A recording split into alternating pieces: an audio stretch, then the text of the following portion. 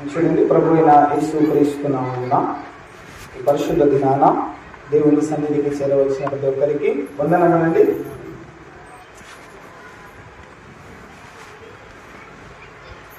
చదవబడిన ఈ పరిశుద్ధ లేఖనాలు మనమందరమును కూడా దేవుడు మనకు అనుగ్రహించిన వినికిడిలో విన్నాము కదా. మొదటి పాఠము, రెండవ పాఠము, ఉత్తర ప్రత్యుత్తర భాగం. ఈ మాటలన్నీ కూడా మనం జ్ఞాపకం చేసుకుంటే, మొదటి పాఠములో దేవుడే మనకు రక్షణగా ఉంటాడు అని సెలవిస్తూ ఉంది. రెండవ పాఠంలో దేవుడే పునరుత్థానము జీవమును అనుగ్రహించువాడు అని లేఖనము ఆయనే అయి ఉన్నాడు అనే మాటను మనము జ్ఞాపకం చేసుకున్నాం. ఈ ఉత్తర ప్రత్యుత్తర భాగంలో మనం ఆలోచన చేస్తే, ఈ పరిశుద్ధ దినాన దేవుని సన్నిధికి వచ్చినటువంటి ప్రతి ఒక్కరూ కూడా వారాంతరంలో చేసిన పాపములన్నిటినీ కూడా ఒప్పుకోవాలి, క్షమాపణను పొందుకోవాలి. ఈ మూడు విషయాలను మనం ఈరోజు విన్నాం. అయితే ఈ వాక్యములోనికి వెళ్ళడానికంటే ముందు ఒక మాట అడగాలని ఆశపడుతూ ఉన్నాను. ఇవన్నీ కూడా మనకు తెలుసు, అయినా కూడా తెలిసి వాటిని చేయకపోతే వారిని ఏమంటారు? అర్థమైందా? దేవుని మాటలు మనకు తెలుసు, ఇలా చేస్తే దేవుని దృష్టికి యోగ్యమైన వాడివిగా ఉంటావు, దేవుని ప్రేమను పొందుకున్న వాడివిగా ఉంటావు, నీ పాపములు క్షమించబడతాయి అనేది నీకు తెలుసు. అయినా కూడా అలాగ చెయ్యని వారు, అలాగ చెయ్యకపోతే మంచిదేనా? మంచిదేనండి. దేవుడు చూస్తూ ఊరికే ఉంటాడా? దేవుడు ఈరోజు ఆ విషయం గురించి మనతో మాట్లాడాలని ఆశపడుతూ ఉన్నాడు. పరిశుద్ధ గ్రంథములో రెండవసారిగా నాయకునిగా ఎన్నుకోబడిన తర్వాత అతని ద్వారా ఒక వాగ్దానాన్ని చేశారు. ఒక విషయాన్ని ముందుగానే చెప్పారు. ఈ పని ఇప్పుడు కానీ, ఇక ముందు రాబోవారు కానీ, వారి తరాల వారు ఎవరైనా ఈ పనిని చేస్తే వారు శాపగ్రస్తులు అని దేవుడు ముందుగానే చెప్పాడు. దాదాపుగా ఈ మాట సెలవిచ్చిన తర్వాత 600 సంవత్సరాల తర్వాత ఆ మాటను మీరినటువంటి ఒక మనుష్యుని గురించి జ్ఞాపకం చేసుకుంది. ఆ మాటను మీరినందుకు అతనికి ఏమి కలిగింది కదా, అతనికి ఏమొచ్చింది అనేది ఆలోచన చేద్దాం. ఒకసారి మనము పరిశుద్ధ గ్రంథంలో వాక్యమును జ్ఞాపకం చేసుకుంటే మొదటి రాజుల గ్రంథంలోనికి వెళ్దాం. అక్కడ ఒక వ్యక్తి ఉన్నాడు. మొదటి రాజుల గ్రంథము 16వ అధ్యాయం. మొదటి రాజుల గ్రంథము 16వ అధ్యాయం చివరి వచనం 34వ వచనాన్ని మనము జ్ఞాపకం చేసుకున్నాం. అతని దినములలో బేతేలీయుడైన హియేలు యెరికో పట్టణమును కట్టించెను. అతడు దాని పునాది వేయగా అబీరాము అను అతని జ్యేష్ఠ పుత్రుడు చనిపోయెను. దాని గౌనుల నెత్తగా సెగూబు అను అతని కనిష్ట పుత్రుడు చనిపోయెను. ఇది నూను కుమారుడైన యెహోషువ ద్వారా యెహోవా సెలవిచ్చిన మాట చొప్పున సంభవించెను. Praise the Lord. Hallelujah, hallelujah. దేవునికి మాత్రమే మహిమ కలుగును గాక. ఆమేన్. ప్రార్థన చేసుకుందాం. తలలు ఉంచుకొని ఈరోజు దేవుని సన్నిధిలోనికి చేరవచ్చినటువంటి మనమందరము కూడా తలలు ఉంచుకొని కళ్ళు మూసుకొని, దేవా, ఈ దినాన నీ సజీవతను నాకు ఎందుకు ఇచ్చావో, నీ సన్నిధిలోనికి నన్ను ఎందుకు నడిపించావో, నాతో మీరు ఏమైనా మాట్లాడాలనుకుంటున్నారా? నాలో వేటినైనను కూడా సరి చేయాలని నీ చిత్తమై ఉన్నదా?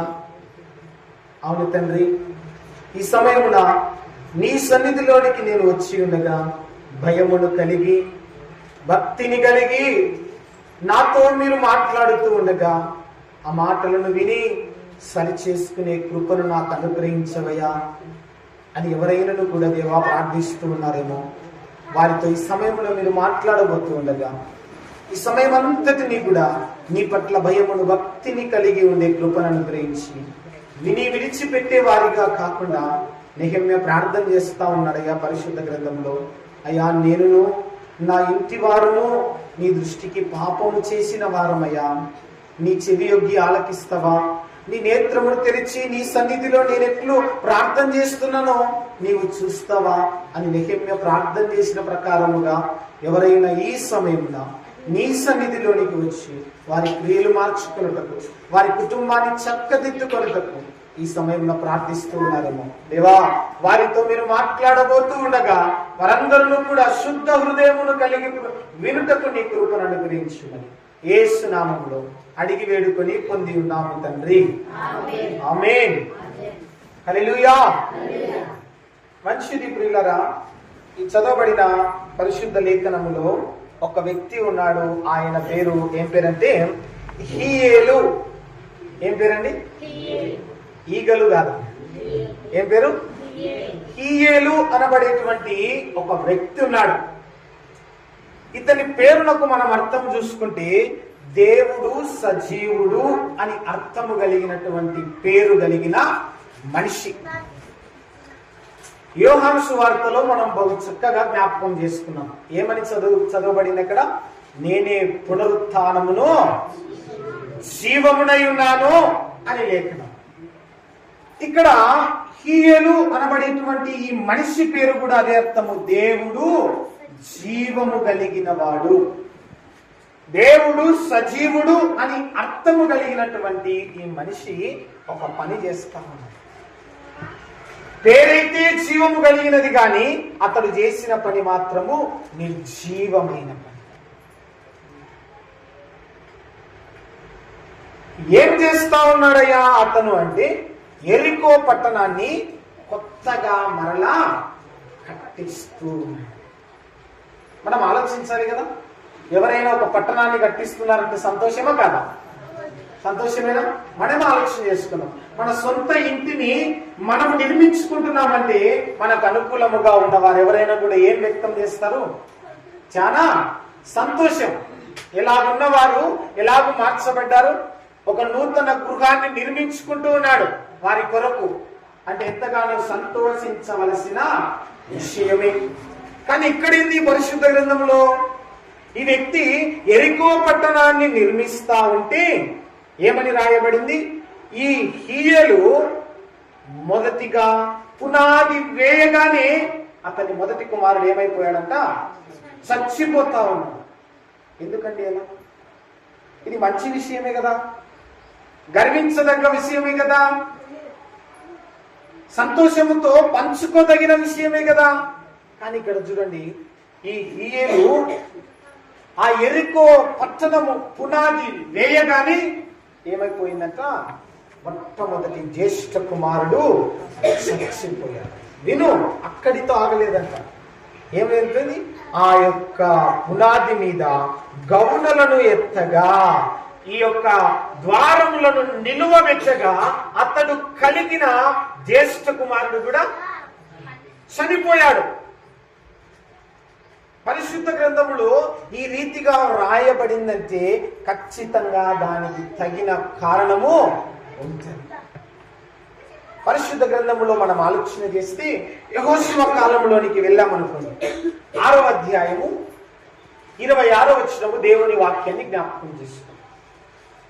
యెరికో పట్టణము మీదికి యెహోషువ దాడి చేసినప్పుడు ఆ యెరికో పట్టణము చుట్టూ కూడా 7 దినములకు ఒకసారి ఆ పట్టణం అంతా తిరిగి యెహోషువ సైన్యం అంతా బూరలు ఊదుతూ 6 దినములు తిరిగి 7వ దినమున ఆ పట్టణము చుట్టూ చుట్టూ అంట 7 పర్యాయములు తిరిగి అక్కడ ఉన్న సైన్యం అంతా కూడా ఒక చోట చేర్చబడి ఈ బూరలు పట్టుకున్నటువంటి యాజకులు, దేవుని మందసము, వీరందరూ కూడా ఒక్కసారిగా ఏకదాటిగా బూరలు గట్టిగా ఊదారంట. దేవుడు యెహోషువకు సెలవిచ్చాడు, యెహోషువా, నేను నీకు ముందే చెప్పాను కదా, ఈ సైన్యముతో గట్టిగా కేకలు. యాజకులందరూ కూడా బూరలు ఊదారు. సైన్యం అంతా కూడా ఏం చేస్తామని గట్టిగా ఒక్కసారిగా కేకలు వేస్తే అక్కడ ఉన్నటువంటి ఎరుకో పట్టణము ప్రాకారం అంతా కూడా ఏమైపోయిందంటే ఒక్కసారిగా కుప్పకూలిపోయిందంట. హల్లెలూయా, హల్లెలూయా. ఆ ప్రాకారాలన్నీ కూడా ఒక్కసారి కుప్పకూలిపోయాయి. వెంటనే ఆ యెహోషువ సైన్యం అంతా కూడా ఆ పట్టణంలోనికి వెళ్ళి అందులో ఉన్న వాటన్నిటిని కూడా సంహరించి ఆ పట్టణం మీద గొప్ప విజయాన్ని దేవుడు వారి చేతికి అనుగ్రహించాడు. ఆ తరువాత తండ్రి అయిన దేవుడు యెహోషువ ద్వారా ఒక మాటను బయలుపరుస్తూ ఉన్నాడు. ఏమిటి ఆ మాట అంటే, యెహోషువ గ్రంథం 6వ అధ్యాయం 26వ వచనాన్ని మనము జ్ఞాపకం చేసుకున్నాం. ఆ కాలమున యెహోషువ జనుల చేత శపథము చేయించి వారికి ఇలాగు ఆజ్ఞాపించెను. ఎవడు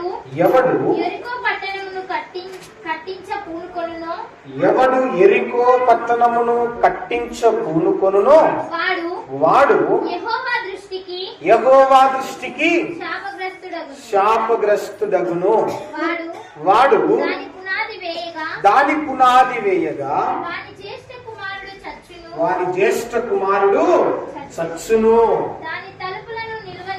దాని తలుపులను నిలువనెత్తగా వాని కనిష్ట కుమారుడు కూడా చచ్చును. Praise the Lord. Hallelujah, hallelujah. దేవునికి మాత్రమే మహిమ కలుగును గాక. ఆమేన్.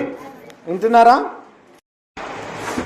పరిశుద్ధ గ్రంథంలో యెరికో పట్టణమును అగ్ని చేత కాల్చివేయబడిన తర్వాత యెహోషువ ఆ సైన్యాన్నంతా ఒక చోట చేర్చి వారితో దేవుని ఉద్దేశాన్ని శపథముగా అంటే శాపముగా ముందుగానే వినండి. దేవుని వాక్యం ఏమంటా ఉన్నాడు? ఎవడైనను రాబో కాలములో అయినా సరే, ప్రస్తుత కాలములో అయినా సరే ఈ యెరికో పట్టణమును కట్టుటకు పూనుకుంటాడో పునాది వేయగా వాని కుమారుడు, మొదటి కుమారుడు చస్తాడు. తలుపులు నిలువబెట్టగా రెండవ కుమారుడు కూడా చస్తాడు. ఇది ఎప్పుడు దేవుడు చెప్తా ఉన్నాడు? యెహోషువ కాలములోనే ఈ మాటను బయలుపరచడం జరిగింది. విందాం. దేవుని వాక్యం ఈరోజు మనతో మాట్లాడుతుంది. ఈరోజు ఈ మాటను బట్టి మనము ఏదైనా అర్థం చేసుకోవాలంటే, అభివృద్ధి లేని వాటిని కలిగి మనము కూడా శపితమైన వాటిని చేత పట్టుకొని వద్దన్నా దానిని చేస్తున్నామేమో ఒకసారి ఆలోచన చేద్దాం. అర్థమవుతుందా? దేవుడు వద్దన్న దానిని చేయడానికి పూనుకుంటున్నామేమో, శపితమైన వాటిని మన జీవితంలోనికి ఆహ్వానాన్ని పలుకుతూ బ్రతుకుతూ ఉన్నామేమో. దేవుడు ఈరోజు నీతో మాట్లాడుతూ ఉన్నాడు. దేవుడు వద్దన్న పనిని చేస్తూ నీ బ్రతుకును నీవు కొనసాగిస్తూ ఉంటే ఈ ఏయేలు జీవితము నీకు ఒక గుణపాఠాన్ని నేర్పిస్తాము. మొట్టమొదటిగా మనము చూసుకుంటే, ఇప్పుడు ఈ యెరికో పట్టణం ఏమి చేయబడిందంట? శపించబడిన యెరికో పట్టణము. ఇది ఒక హెచ్చరిక అని మనం అనుకోకూడదు. స్పష్టమైన శాపముతో కూడిన వాక్యము. అదే కదా దేవుడు అంటా ఉన్నాడు ఇక్కడ. ఎవడైతే ఈ పట్టణమును కట్టించ పూనుకొనునో వాడు ఎవరి దృష్టికంట?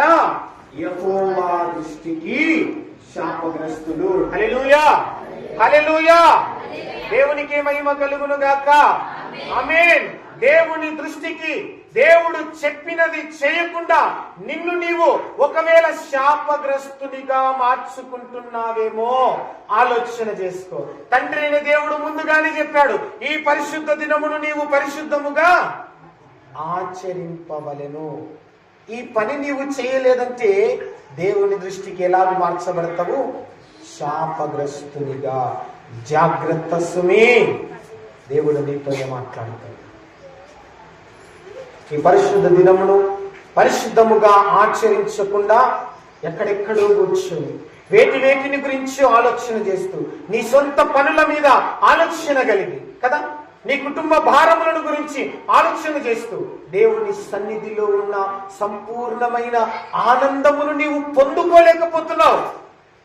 ఇది దేవుని చిత్తము కాదు.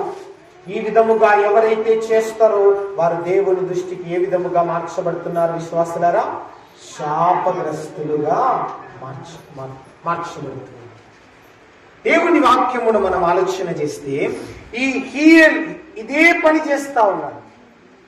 దేవుడు శపించిన దాన్ని చేతబట్టుకొని నేను దీనిలో ఆనందించాలి, నేను దీనిలో సంతోషించాలి లేని నిర్జీవమైన దాని మీద పడి ఆనందపడతా ఉన్నారు. హల్లెలూయా, హల్లెలూయా.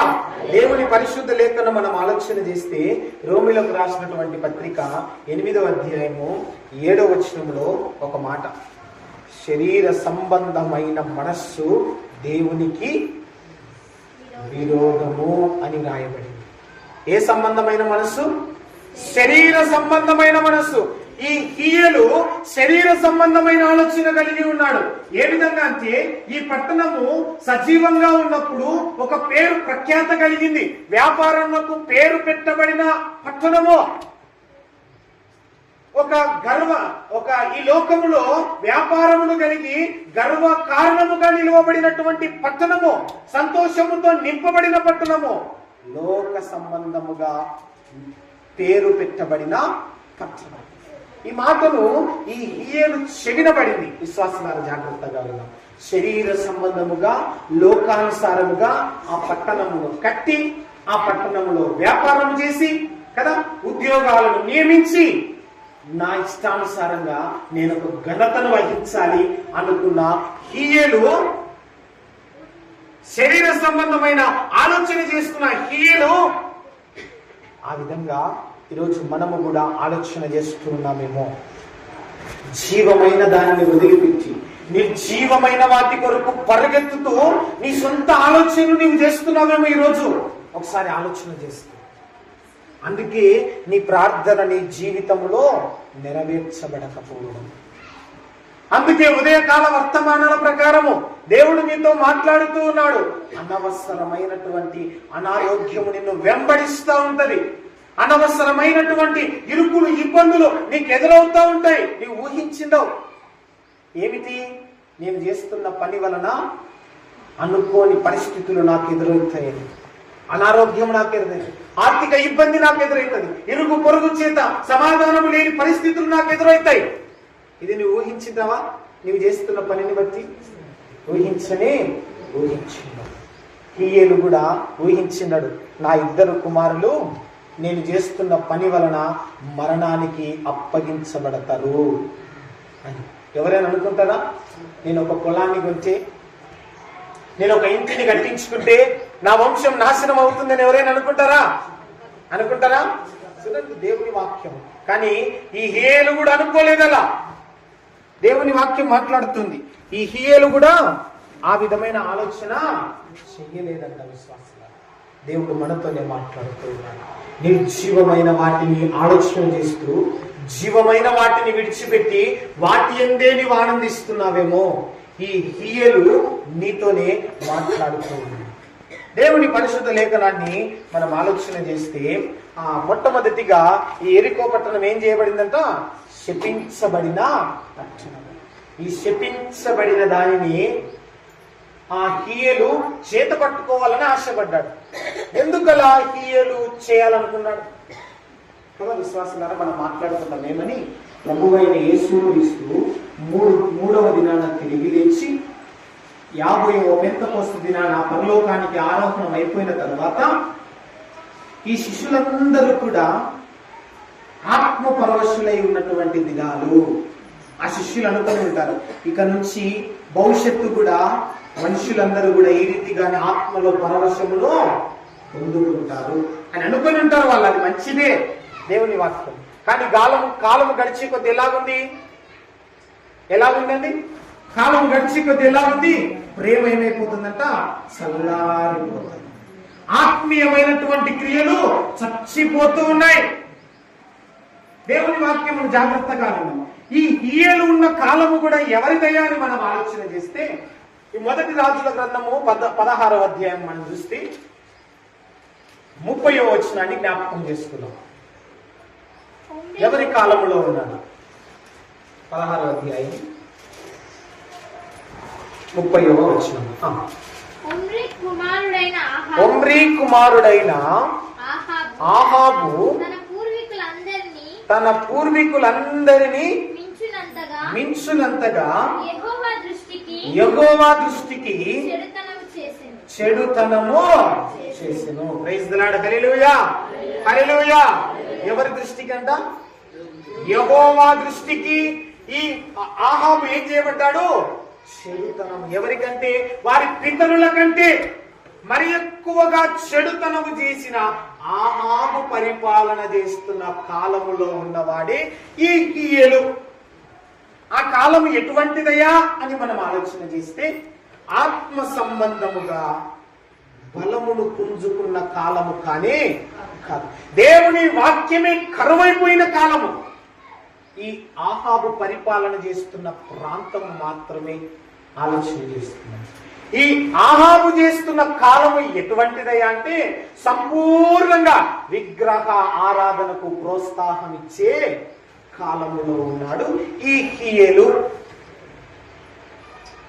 దేవుని వాక్యానికి విలువలేని కాలములో ఉన్నాడు ఈ హియేలు. కాబట్టి దేవుని యొక్క గద్దింపును ఈ హియేలు తన మనస్సున ఉంచుకోలేకపోయాడు. తెలుసా మీకు? యెహోషువకు ఈ ఆహాబు కాలానికి మనము చూస్తే వీరిద్దరి మధ్యలో 600 సంవత్సరాలు గడిచిపోయిందంట. ఎన్ని సంవత్సరాలు? 600 సంవత్సరాల కిందట చెప్పిన శాపవచనము ఇప్పుడు హియేలు జీవితంలో నెరవేర్చబడతా. ఎక్కడో రాయబడిన మాట, ఎప్పుడో చెప్పబడినటువంటి మాట అని నీవు కూడా అనుకుంటావు. ఎప్పుడో కదా, 2000 సంవత్సరాల క్రిందట కదా ఆ బలి అర్పించబడింది. మేము చూసామా? ఎవరైనా? ప్రభువైన యేసుక్రీస్తు ఆ 3 మేకుల మధ్య తన ప్రాణమును అర్పించడం ఎవరైనా చూసామా? ఎప్పుడో కదా పేతురు పరిశుద్ధాత్మ చేత పరవశించబడింది. ఇప్పుడు కాదు కదా. వాళ్ళు ఉన్నారా? మేము ఎలా బ్రతికేది చూస్తారా? మేము ఎలా ఆలోచన చేసేది చూస్తారా? అంటే దేవుడు అంటా ఉన్నాడు, అదే మనుష్యుని ఆలోచన దేవుని దృష్టికి విరోధమైన కాదు. ఈ ఆహాబు ఆలోచన కూడా, ఆయన విధానము కూడా దేవుని దృష్టికి ఏ రీతిగా ఉందంట? చెడుతనము చేసేవాడిగా తనను తాను కనపరుచుకుంటూ ఉన్నాడు. అంతవరకు నిలబడలేదు ఆహాబు. మరి ఎక్కువ గర్వము కలిగినటువంటి ఒక భార్యను ఇంటికి తెచ్చుకున్నాడంట. ఏ భార్యనండి? గర్వము కలిగిన భార్య. ఆమె పేరేం పేరు? యెజెబెలు. ఈ ఆహాబు కాలం అంతా కూడా చెడుతనము చేయుటకు జనమంతా కూడా గుంపు కూడి ఉన్నారు. ఏమండి? ఆ నిర్గమకాండములో ఈ మాటను బట్టి ఒక మాట దేవుడు అంటా ఉన్నాడు.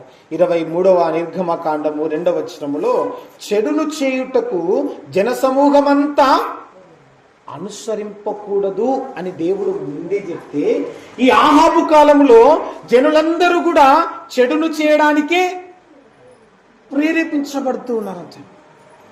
ఈ హియేలు కూడా ఆ చెడుతనాన్ని చేయడానికి ప్రేరేపించబడతా ఉన్నాడు. ఏమిటి? ఎవరైనాను ఈ పట్టణమును కట్టుటకు పూనుకుంటాడో అని దేవుడు ముందే చెప్పాడు. అంటే ఇప్పుడు ఈ హియేలుకి ఈ మాట తెలుసు కదా.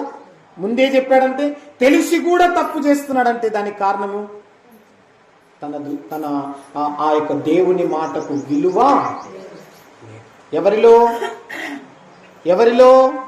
ఆ పని చేస్తున్న వారందరిలో. ముందుగానే నీకు తెలుసు, అమ్మా నీవు ఈ రీతిగా నాకు విరుద్ధమైన పని ఏది చేసినా కూడా నా దృష్టికి నీవు చెడుతనము చేసిన దానవు, నా దృష్టికి నీవు చెడు మార్గమును నడిచిన వాడవు అని తెలిసినా చేస్తున్నామంటే మనలో దేవుని వాక్యానికి తగిన విలువ ఉన్నదా లేదా అనేది ఆలోచన చేస్తాం. ఇంకొక మాట మనం ఆలోచన చేసుకుంటే, ఆ కాలంలో దేవుని వాక్యాన్ని చాలా తేలికగా తీసుకుంటారంట. ఆ కాలంలో ఇది యెహోషువ కాలం మాటి మాట. ఎప్పుడో 600 సంవత్సరాల క్రిందట ఇచ్చిన మాట. ఇప్పుడు అలా జరగాలని ఏముంది? అంతే కదా, ఎప్పుడో చెప్పారు కదా. అలా జరగాలని రూల్ ఉందా? ఉందా? ఇది హీయేలు అనుకుంటున్నాడు. యెహోషువ 600 సంవత్సరాల కింద ఇచ్చాడు కదా, అది ఇప్పుడు జరగాలని రూల్ ఉంది. నా ఇష్టం, నాకు ధనం ఉంది, సంపద ఉంది, ఆస్తి ఉంది, ఆ పట్టణాన్ని కట్టించుకుంటాను, ఆ పట్టణంలో వ్యాపార అభివృద్ధి చేస్తాను, ఇంకా ఎక్కువ ధనాన్ని నేను. ఇది మనుషుల ప్లాన్. ఇప్పుడు నాకు బలం ఎక్కువగా ఉంది, నా ప్లాన్కు బలం ఎక్కువ ఉంది, నా ఇష్టం వచ్చినట్టు నేను చేసుకుంటాను. అయితే దేవుని వాక్యం ఒక మాట అంటా ఉంది. సామెతల గ్రంథము 19వ అధ్యాయము 21వ వచనం. సామెతల గ్రంథము 19వ అధ్యాయము 21వ వచనం. నరుని హృదయములో ఆలోచనలు అనేకములుగా పుట్టును, యెహోవా యొక్క తీర్మానమే స్థిరము. Praise the Lord. Hallelujah, hallelujah. దేవునికి మాత్రమే మహిమ కలుగును గాక. నీవు ఎన్ని విధాలుగైన ఆలోచన చేసుకో, నేను ఇలా బ్రతకాలని ఆలోచన చేసుకో, నేను ఇలా ఉండాలని ఆలోచన చేసుకో. ప్రార్థన మొదలు పెట్టిన తర్వాత వాక్యం ప్రారంభమైనప్పుడు రావాలనుకో, వాక్యం ముగించడానికి దేవుని సన్నిధికి రావాలనుకో. దేవుని సన్నిధిలో ఆరాధించి సంతోషించే విలువను నేను రాకుండా దొంగగా బ్రతకాలని నువ్వు ఆలోచన చేసుకో. నీ ఇష్టం వచ్చినది ఆలోచన చేసుకో. ఈ ఆలోచన చేస్తున్న నీవు ఇంకొక విషయాన్ని కూడా తెలుసుకో. ఏమిటంట మాట? యెహోవా యొక్క తీర్మానమే నీ జీవితంలో జరగడము స్థిరము. ఇక నువ్వు ఎత్తైనా పరిగెత్తు, ఎక్కడికైనా పరిగెత్తు, ఏమైనా చేయి. దేవుడు అంటా ఉన్నాడు, దేవుడు బహు చక్కగా సెలవిస్తా ఉన్నాడు. ఈ మాటను బట్టి మనం ఏమైందని కూడా అర్థం చేసుకోవాలంటే, దేవుని వాక్యము కాలానికి గాని, ప్రభుత్వాలకు గాని, మన అభిప్రాయాలకు గాని, అధికారములో ఉన్నవారికి గాని ఎవరికి లోబడదు. దేవుని వాక్యము దాని పని అది చేసుకుంటూ పోతనే ఉంటది, వెళుతనే ఉంటది. దానికే మనము లోబడాలి తప్ప ఆ వాక్యము కాలానికి తగిన రీతిగా మారదు. దేవుడు ఏమంటా ఉన్నాడు? నేను మాట ఇచ్చే తప్పేవాడను కాను. యెహోషువ ద్వారా నేను మాట ఇచ్చాను కదా, ఈ పట్టణాన్ని ఎవరైతే పూనుకుంటారో కట్టడానికి, ఆ కట్టిన వాడు ఎట్టి రీతిగా శాపగ్రస్తముగా మార్చబడతాడో నేను చెప్పాను. అది ఖచ్చితంగా ఎవరైతే కట్టుటకు పూనుకుంటాడో వాని జీవితంలో నెరవేర్చబడుతుంది. నేను చెప్పినది చేయకపోతే, నేను చెప్పనిది చేస్తే ఖచ్చితంగా ఈ శాపములు వారి జీవితాలలో నెరవేర్చబడతాయి. ఈరోజు దేవుని వాక్యం వింటున్నటువంటి మనము కూడా తేలికగా తీసుకుంటున్నామేమో, విలువ లేకుండా వాక్యానికి బ్రతుకుతూ ఉన్నామేమో. ఏమండి, దేవుడు నీతో మాట్లాడుతూ ఉన్నాడు. హీయేలు ఆ ఆహాబు కాలములో ఉండి, వాక్యము కరువైన కాలములో ఉండి, విగ్రహ ఆరాధన జరిగే కాలములో ఉండి ఈ పని చేయడానికి అతడు పూనుకుంటా ఉన్నాడు. అతని పేరేమో దేవుడు సజీవుడు అని అర్థం వచ్చే పేరుంది, కానీ ఆ క్రియలు మాత్రం అతనిలో జీవమైన పనులు ఏమి లేవు. అన్ని నిర్జీవమైన పనులే, అన్ని నాశనానికి నడిపించే పనులే. దేవుడు మాట్లాడుతున్నటువంటి మాట జాగ్రత్తగా విను. ఇంకా ఇతనిలో ఏమి లక్షణాలు మనం చూస్తా ఉన్నామంటే, అవిధేయతను చూస్తా ఉన్నాం. విధేయత అనేది లేదు. ఎప్పుడో కదా అంటే విధేయత లేని విధానమే. అంతే కదండి, అవునా కదా? ఇప్పుడు ఈ మందిరాన్ని కడుతూ ఉన్నారు. దేనికోసము? సంఘమంతా కూడా అందులోనికి వచ్చి జీవము కలిగిన దేవునిని ఆరాధించాలని. అందుకొరకు మందిరము. దేవుడు మాట్లాడుతున్నటువంటి విషయం అదే. నేనును నా ఇంటి వారము యెహోవాను సేవించాలి అని తీర్మానము కలిగినటువంటి నీవు తప్ప ఆ తీర్మానానికి తగిన లక్షణము నీలో కనపడకపోతే దేవుడు అంటా ఉన్నాడు, నీవు నాకు విరోధి అవుతావు. జాగ్రత్త సుమి, ఆలోచన చేసుకో. మాట ఇచ్చి మాటను తప్పుతున్నావు, మాట మీరుతున్నావు, విధేయతను కోల్పోతున్నావు, అవిధేయునిగా కనపరుచుకుంటున్నావు. పరిశుద్ధ గ్రంథంలో ప్రవక్త అయిన ఇర్మియా ఒక మాట సెలవిస్తూ ఉన్నాడు. ఇర్మియా గ్రంథంలోనికి మనం వెళ్తే 32వ అధ్యాయము 19వ వచనములో దేవుడు ఒక మాట అండి, ఆలోచన విషయములో నీవే గొప్పవాడవు, క్రియలు జరిగించు విషయములో శక్తి సంపన్నుడవు, వారి ప్రవర్తనలను బట్టి వారి క్రియాఫలమును బట్టి అందరికీ ప్రతిఫలం ఇచ్చుటకై నరపుత్రుల మార్గములన్నిటినీ. Praise the Lord. Hallelujah, hallelujah. ఎవరు చూస్తున్నారంట? జీవము కలిగిన దేవుడు గర్వపు ఆలోచనలు కలిగిన వారిని, నీతి ప్రవర్తన కలిగిన వారిని, ప్రతి ఒక్కరిని ఏం చేస్తా ఉన్నాడంట? ఆయన కన్నులారా చూస్తూ ఉన్నాడు. నువ్వు అనుకుంటున్నావేమో, నన్నెవరు చూస్తున్నారులే కదా, నన్నెవరు చూడటం లేదులే అని. దేవుని సన్నిధిలోనే ఉండి పరిచయుని వలె నేను ఇది చేస్తాను, నేను అది చేస్తాను, దేవుని మందిరానికి రోజు వస్తాను, శుక్రవారాలు రేపు స్టార్ట్ అవుతున్నాయి, ప్రతి శుక్రవారం నేను ఉంటాను, ఆ శుక్రవారాలు అయిపోయినాక నేను పోతాను. ఆలోచన చేస్తున్నావా?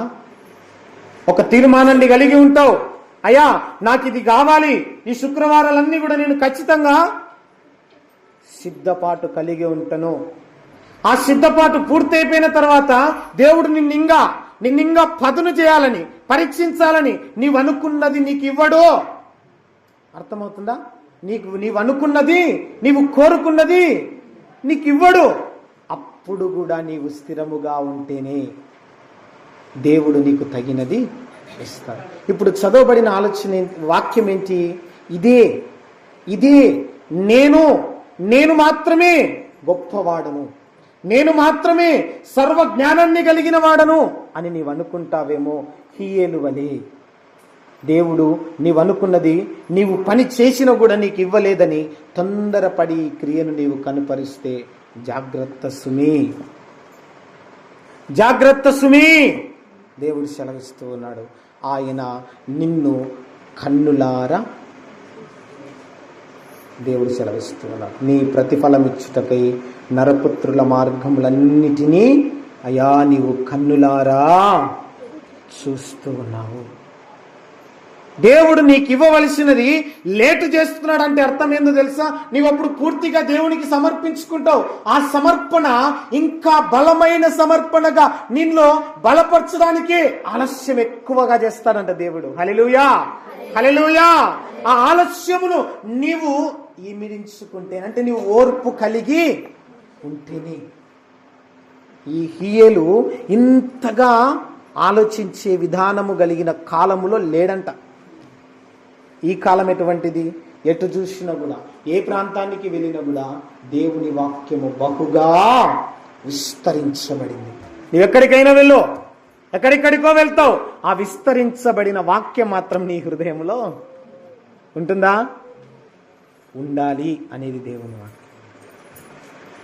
ఈ అవిధేయతకు ఫలితము హియేలు జీవితంలో మనం చూస్తాం. ఇంకొకటి మనం చూస్తే ద్వితీయోపదేశ కాండములో ఆలోచన చేద్దాం. 30వ అధ్యాయం 19వ వచనం. 30వ అధ్యాయం 19వ వచనం. నేడు జీవమును మరణమును ఆశీర్వాదమును శాపమును నేను మీ ఎదుట నుంచి భూమి ఆకాశములను మీ మీద సాక్షులుగా పిలుచుచున్నాను. Praise the Lord. Hallelujah, hallelujah. దేవునికి మాత్రమే మహిమ కలుగును గాక. ఆమేన్. ఏమంటా ఉన్నాడు ప్రేమగల దేవుడు, కృపగల దేవుడు? ఏమని సెలవిస్తా ఉన్నాడు విశ్వాసులారా? నీకే ఏమంటున్నాడు? ఇదిగో కాలుగుదు, నువ్వు రావాలి, నువ్వు ప్రార్థన చేస్తేనే నువ్వు నన్ను ఆరాధిస్తేనే కదా. ఏమన్నా దేవుడు అలా చెప్తున్నాడా? ఏమంటుంది అక్కడ దేవుని వాక్యం? జీవమును మరణమును ఆశీర్వాదమును శాపమును ఎక్కడనంట? నీ ఎదుటనే, నీ ముందరనే, నీ చేతిలోనే నేను ఉంచి ఉన్నాను. ఇక ఏదైతే ఎన్నుకుంటావో దానికి తగిన ప్రతిఫలమే నీకు వస్తుంది. జీవమును ఎన్నుకుంటావా? జీవమును ఎన్నుకుంటావా?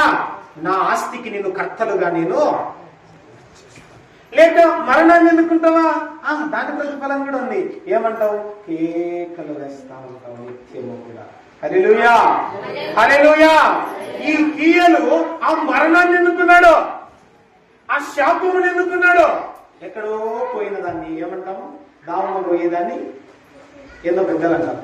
దావన పోయేదాన్ని తగిలించుకున్నారని అంటారు పెద్దలు. పోయిన దాన్ని, గడిచిపోయిన దాన్ని, శాపములో ఉన్నటువంటి దాన్ని. గడిచిపోయిన వాటిలో ఆశీర్వాదాలు కూడా ఉన్నాయి కదా. గడిచిపోయిన కాలంలో దేవుని కృప కూడా ఉంది కదా, దేవుని ప్రేమ కూడా దాచబడి ఉంది కదా. ఏం దాన్ని ఎన్నుకోవచ్చు కదా. ఈ ఏలో దేవుని ఎన్నుకున్నాడంతా? శాపముని ఎన్నుకున్నాడు. ఆ శాపమునకు ప్రతిఫలం ఏముంది? తన 2 కుమారులను కోల్పోయిన హీయేలు. ఈరోజు దేవుడు నీతోనే మాట్లాడుతున్నాడు. దేవుడు నీకు ఇచ్చిన వాటిలో సంతృప్తి చెందక హీయేలు అనుకున్నాడు ఆ ఎరికో పట్టణము వ్యాపారానికి ప్రసిద్ధి చెందిన ఒకప్పటి కాలంలో ప్రసిద్ధి చెందినది కదా. నేను కట్టించి దానిలో వ్యాపారమును అభివృద్ధి చేసి నేను ధనాన్ని మరి ఎక్కువ సంపాదించుకుంటాను అనుకున్నాడు. భూమి మీద ఉన్న ధనము కొరకు సిద్ధపడ్డాడు, ప్రయాసపడ్డాడు. పరలోకములో ఉన్న ధనాన్ని పోగొట్టుకున్నాడు. ఈరోజు దేవుడు నీతో అదే మాట్లాడుతున్నాడు. ఈ 7 జీవితం అంతటిలో నీకు ఒక గట్టిగా చెప్పేటువంటి బోధ ఏదైనా ఉందంటే, జీవము నీ ఎదుటనే ఉంచబడింది, మరణము కూడా నీ ఎదుటనే ఉంచబడింది. ఏది కావాలి? కోరుకో, నీ ఇష్టం. నీ జీవితంలో నేను వద్దన్నటువంటి పనులు నీవు చేస్తావా? దేవుడు అంటావా? ఆ విధముగా ఏదైనా కూడా నీ జీవితంలో ఉందేమో ఒకసారి ఆలోచన చేసుకో. నీవు తెలిసి కూడా నేను వద్దన్న పని నువ్వు చేస్తూ ఉన్నావేమో. దేవుని వాక్యము ఆ కీర్తనల గ్రంథము 119వ అధ్యాయము 105లో దేవుడు అంటా ఉన్నాడు, ఎవరైతే ఆ వాక్యానికి లోబడతారో వారి జీవితము జీవముతో నింపబడుతుంది. ఏమని రాయబడింది అక్కడ? 119:105 వచనంలో, నీ వాక్యము నా పాదములకు దీపము. Praise the Lord. Hallelujah, hallelujah. నీ ఎదుట ఉంచబడిన జీవమును గనక నీవు ఎన్నుకున్నావా, ఆ జీవమే నీ మార్గములకు వెలుగుగా మార్చబడతాది. ఆ జీవమే నిన్ను నేరుగా తండ్రి యొద్దకు తీసుకువెళ్తాది. ఆ జీవమే నీవు కలిగిన ఆ జీవమును బట్టి నిన్ను, నీ కుటుంబాన్ని ఒక ఉన్నతమైన ఆత్మీయ జీవితంలో ఎదుగుదలనిస్తుంది. దేవుడు అదే నీతో మాట్లాడుతున్నాడు. అనితిగా కాకుండా మరణాన్ని గనక నీవు ఎన్నుకున్నావు అనుకో, హీయేలు సెలవిస్తా ఉన్నాడు, అదే మరణము నీకు, నీ కుటుంబానికి వచ్చేస్తుంది. ఆత్మీయమైన జీవితంలో ఎదుగుదల అనేది ఉండదు. ఈ హీయేలు చూడండి, ఏమంత అవసరం ఆయనకు? సమృద్ధిగా ధనం ఉంది కదా, సంతోషంగా ఉండొచ్చు కదా, కొడుకులకు వివాహం చేసి వారి కుటుంబాలతో ఆనందంగా గడిపేయచ్చు కదా. కానీ ఏం చేశాడు? సొంత ఆలోచన చేశాడు, శరీర ఆలోచన చేశాడు. ఉన్న దానిలో సంతృప్తి పడలేదు. మనలాగే అనుకుంటాను నేను కూడా. ఆదివారాన్ని కూడా దొంగిలి పనికి వెళ్ళిన వారు లేరా? అది శరీర సంబంధమైన ఆలోచన కదా, దేవుడి దృష్టికి విరోధులు చేసే పనులు కాదా, దేవునికి కోపం పుట్టించేటువంటి క్రియలు కాదా? అయినను కూడా దేవుడు మీకు శిక్షను ఇవ్వడమే లేదు, తన ప్రేమను మాత్రమే పంచుతున్నాడు. ఇక నేను ఎదుట ఉంచబడిన జీవమును ఎన్నుకొని బ్రతుకుతారేమో, నా బిడ్డలు జీవంలోనికి రావడమే నాకు ఇష్టమయ్యా అంటాడు కదా. అందుకే తన ప్రాణాన్ని బలిగా అర్పించేసి, ఇదిగో వద్దు, నీకు వేదన వద్దు, నీకు శిక్ష వద్దు, మరణ శిక్ష వద్దు, నీకు నిత్యము సంతోషము ఆనందమును ఆకలి దప్పులు లేని రాజ్యములో నీవు నివాసముగా ఉంచబడాలి. అదే నాకు ఇష్టము బిడ్డ, అందుకే నీ ఎదుట నేను చేశాను కదా.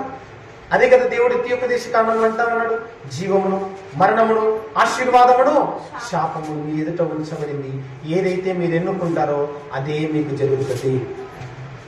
ఈ హీయలు అనవసరముగా తొందరపడి ఆ శాపమును ఎన్నుకున్నాడు, మరణాన్ని ఎన్నుకున్నాడు. అయ్యో పునాది వేయగానే అయ్యో అని తలబట్టుకున్నాడు. అప్పటికైనా ఉండవచ్చు కదా, అప్పటికైనా ఆగిపోవచ్చు కదా. ఇది ముందుగానే యెహోషువ ద్వారా దేవుడు చెప్పాడే, మొదటిది నా జీవితంలో జరిగింది. ఆ కాలం అటువంటి కాలం అండి, విగ్రహారాధనకు పూర్తిగా లోనైపోయి ఆత్మీయ గద్దింపే చచ్చిపోయింది. కానీ ఈ కాలంలో మాత్రము వద్దన్నా కూడా మీకు ఆత్మీయ గద్దింపు, మీరు వద్దన్నా కూడా వారి గొంతులు పోయే విధంగా దేవుడు వారి ద్వారా మాట్లాడుతున్నారు. అయినా కూడా మనిషి మనసు ఏ విధంగా ఉందంట, బండవారిపోయింది, చలనం లేనిది, నిర్జీవమైనది. దేవుడు అంటా ఉన్నాడు, దేవుని వాక్యమును విని ఆ బండ హృదయాన్ని తీసుకొని నీ ఏమంటా మాంసపు గుండెను నీవు, ఆ మాంసపు హృదయము నీవు కలిగి ఉంటేనే అది చెలిస్తుంది. అంతే కదా, అది చెలిస్తుంది, దేవుని వాక్యానికి స్పందిస్తుంది. దేవుని వాక్యానికి నీవు స్పందిస్తేనే దాచబడిన ఆశీర్వాదాలతో నీ కుటుంబము నింపబడింది. ఈయన అక్కడికి ఆగిపోలేదు, అయినా కూడా మరలా పని చేశాడు. కలిగి ఉన్న చివరి కుమారుని కూడా అప్పగించేసుకున్నాడు మరణాన్ని. అలా ఏవైనా నీలో దాచబడి ఉన్నవేమో, దేవుడు వద్దన్న వాటిని చేస్తూ నీవు బ్రతుకుతున్నావేమో, దేవుడు అంటూ ఉన్నాడు, దేవుడు నీకు ఇవ్వబడిన ఆయుష్ను దేవుడు నిర్ణయించిన కాలమునకు ముందే నీ యొక్క జీవము నీలో నుంచి తీసివేయబడక ముందే, హల్లెలూయా హల్లెలూయా, మరణమునకు దేవుడు నీకు ఈ భూమి మీద ఎన్ని దినాలైతే ఆయుష్నిచ్చాడో, నీవు కనపరిచే క్రియ దేవుడి దృష్టికి విరుద్ధముగా ఉన్నదేమో, ముందుగానే నీ ప్రాణము మరణానికి అప్పగించబడక ముందే, నీ ప్రాణం ఉండగానే, నీ దీపం ఉండగానే నీ ఇంటిని నీవు చక్కబెట్టుకో, సరి చేసుకో. దేవుడు ఈ హీయలు జీవితము ద్వారా నిన్ను హెచ్చరిస్తున్నాడు.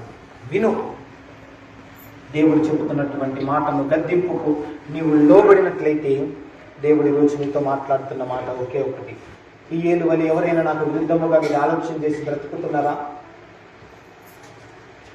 ఆ బ్రతుకును మార్చుకోండి, ఆ క్రియలను తీసివేసుకోండి, నాకు ఇష్టమైన బ్రతుకును మీరు బ్రతకండి.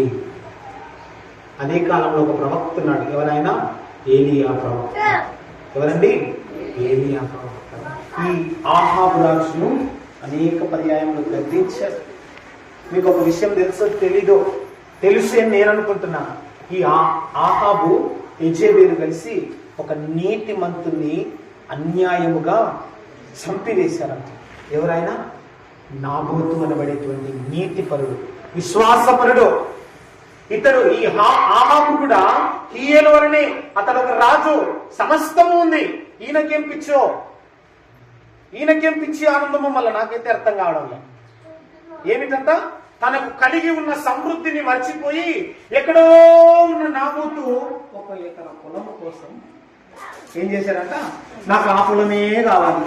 ఇతను రాజు అయినా కూడా మూటి ముడుచుకొని కూర్చున్నాడంట. మన లెక్కని చర్చికి పొమ్మంటే, మందిరానికి రమ్మంటే మన లెక్కని మూతి ముడుచుకొని కూర్చున్నా. చివరికి వారి బ్రతుకులు ఎలా అయిపోయాయి? వారి రక్తము కుక్కలు నాకి పడేసి. ఈ మాట కూడా దేవుడు ముందుగానే చెప్పాడు. దేవుడు ఏదైనా కూడా తన నోటి నుంచి మాట వచ్చిందా దానిని తప్పనే తప్పుడు, దానికి తిరుగనేది ఉండదు. విను, ఈరోజు హీయేలు వలె నీ జీవితం కూడా ముందేమో. దేవుడు అంటా ఉన్నాడు, నేను ఆ జీవితమునకు తగిన శాపం వచ్చినప్పుడు పలికాను, ఆ శాపము నీ జీవితంలో నింపబడక ముందే జాగ్రత్త పడు సుమి, నీ బ్రతుకును మార్చుకోసుమి. నీ ఎదుట జీవం ఉంది, దాన్ని ఎన్నుకొని బ్రతుకు. ఈ ఆహాబు యెజెబెలు హీయేలు వలె నీ బ్రతుకుని దేవుని దృష్టికి అన్యాయముగా విరోధముగా కనుపరుచుకోవద్దు. ఏలియా వలె బ్రతుకు, నాబోతు వలె బ్రతుకు, ఏషేపు వలె బ్రతుకు. ఎవనుడా దేవుడు మీ జీవితంలో బహు చక్కగా ఫలింపజేయడానికి సిద్ధముగా. మంచిది విశ్వాస తలలోంచి చిన్న ప్రార్థన. ఓ ప్రభువా, యేసయ్యా, హియేలులాగా కాక యెహోషువలాగా నిలబడి కృప మాకు దయచేయమయ్యా. నీ వాక్యానికి లోబడే జీవితము మాకు ఇవ్వము దేవా. అవును తండ్రి, ఒకవేళ నీకు విరుద్ధమైనటువంటి ఆ హీయేలు క్రియలు మాలో ఉన్నవేమో, నీవు వద్దన్న పని మేము చేస్తూ ఎవరమైనా ఈ యొక్క సన్నిధిలో ఉన్నారేమో, వారు వారి నోటితో ఒప్పుకునే కృపా జ్ఞానం అనుగ్రహించు. పాపమును ఒప్పుకొనుట ద్వారా ప్రాయశ్చిత్తము కలుగును. ఆ ప్రాయశ్చిత్తమే అతనిలో మారు మనస్సును కలగజేస్తుందంటూ ఉన్నావు.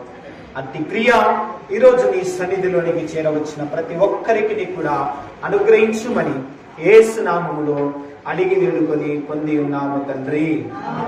ఆమేన్.